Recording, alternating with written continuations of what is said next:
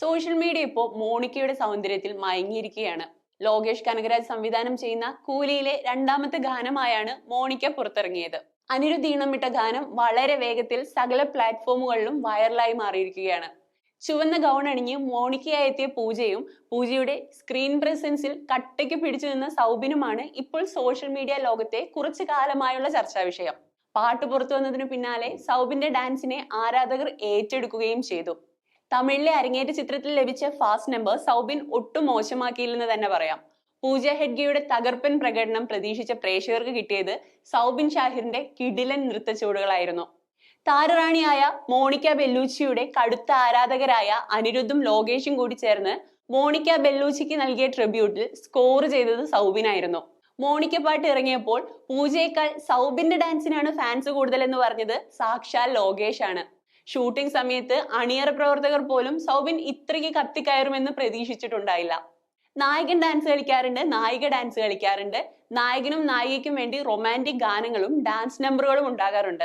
എന്നാൽ വളരെ വിരളമായി മാത്രം സിനിമയിൽ സംഭവിക്കുന്ന ഒരു പ്രതിഭാസമാണ് വില്ലന് വേണ്ടി ഒരു ഡാൻസ് നമ്പർ. അങ്ങനെ ഒരു അവസരം തനിക്ക് വന്നപ്പോൾ കൂലിയിലെ ദയാൽ കിട്ടിയ ചാൻസ് ഒട്ടും പാഴാക്കിയില്ല. ആ പാട്ടിന്റെ കമന്റ് ബോക്സിൽ ഏറിയ പങ്കും സൗബിനിക്ക ഫുൾ ചാർജ് ആയതാണ്.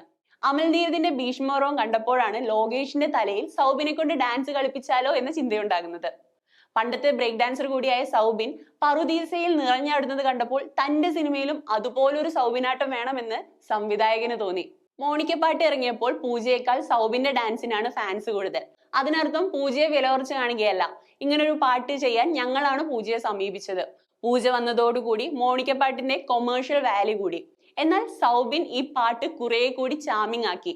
ലോകേഷ് കനകരാജ് സൗബിന്റെ പെർഫോമൻസിനെ കുറിച്ച് പറഞ്ഞതാണ്. നേരത്തെ മോണിക്ക പാട്ടിന്റെ BTS വീഡിയോയിൽ പൂജ ഹെഗ്ഡെയും സൗബിന്റെ ഡാൻസിനെ അഭിനന്ദിച്ച് രംഗത്തെത്തിയിരുന്നു. വളരെ സ്വീറ്റ് ആയിട്ടുള്ള വ്യക്തിയാണ് സൗബിൻ എന്നാണ് പൂജ പറഞ്ഞത്. അയാളുടെ ഡാൻസിന് വല്ലാത്ത യുണീക്നെസ് ഉണ്ടെന്നും അത് തന്നെ വല്ലാതെ ആകർഷിച്ചെന്നും താരം കൂട്ടിച്ചേർത്തിരുന്നു. അയാളുടെ ഡാൻസ് കണ്ടു നിൽക്കാൻ തന്നെ രസമാണെന്നും പൂജ പറഞ്ഞു. ഒറ്റപ്പാട്ടിലെ ഡാൻസിലൂടെ തന്നെ തമിഴിലെ അരങ്ങേറ്റം ഗംഭീരമാക്കാൻ സൗബിന് കഴിഞ്ഞു. മഞ്ഞുമല്ലെ കുട്ടേട്ടനായും കൂലിയിലെ ദയാലായും തമിഴ് മക്കളുടെ മനസ്സിൽ വലിയൊരു ഫാൻ ബേസ് ഉണ്ടാക്കാൻ മലയാളികളുടെ സൗബിനായി.